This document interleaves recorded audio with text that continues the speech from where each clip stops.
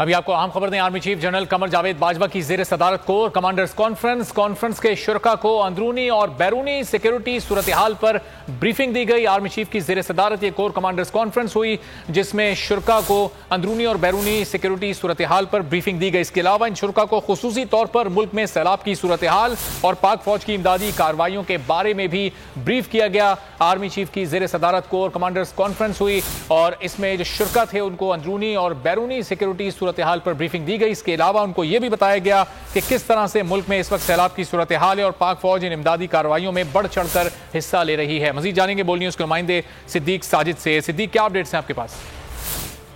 جی، ترجمان پاک فوج کے مطابق یہ 250ویں کور کمانڈرز کانفرنس تھی۔ جی ایچ کیو میں army chief general Qamar Javed Bajwa کی زیر صدارت اس کور کمانڈرز کانفرنس میں شرکاء کو تفصیلی طور پر داخلی اور خارجی جو سلامتی کی صورتحال ہے اس کے اوپر تفصیلی بریفنگ دی گئی، خاص طور پر جو ملک میں اس وقت سیلابی صورتحال ہے اور پاک فوج کی مختلف فارمیشنز کی جانب سے جو ریلیف سرگرمیاں اور ریلیف آپریشن جاری ہے اس کے بارے میں آگاہ کیا گیا۔ آرمی چیف نے اس موقع پر تمام فارمیشنز کو ہدایت کی کہ وہ مکمل آپریشنل کی حالت میں رہیں اور خاص طور پر پختونخوا اور بلوچستان میں دہشت گردی ہو رہی ہے اس کے خاتمے کے حوالے سے جو آپریشنل تیاریاں اور کوششیں ہیں اس کو جاری رکھا جائے۔ جو شرکاء تھے انہوں نے مجموعی طور پر جو سیلاب کی صورتحال اور جو جاری ریلیف اور ریسکیو آپریشن ہے پاک فوج کا اس کے بارے میں بھی آگاہ کیا گیا اور اس موقع جو قیمتی جانیں ضائع ہوئی ہیں اس کے اوپر بھی اظہار افسوس کیا گیا۔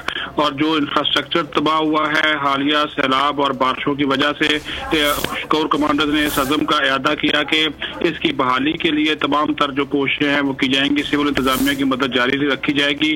آرمی چیف نے جو جاری ہیں اس کو بھی سراہا اور ساتھ ہی ساتھ یہ بھی ہدایات تمام آرمی فارمیشنز کو ہدایات جاری کر دی ہیں کہ وہ متاثرہ جو سیلاب متاثرہ افراد ہیں ان کی ہر ممکن مدد کریں، تعاون کریں، ان کو سپورٹ فراہم کریں۔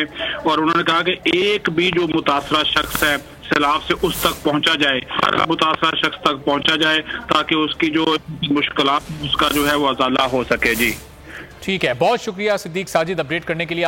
میں ہوں جاسمین منظور اور آپ مجھے دیکھیں گے صرف بول پر۔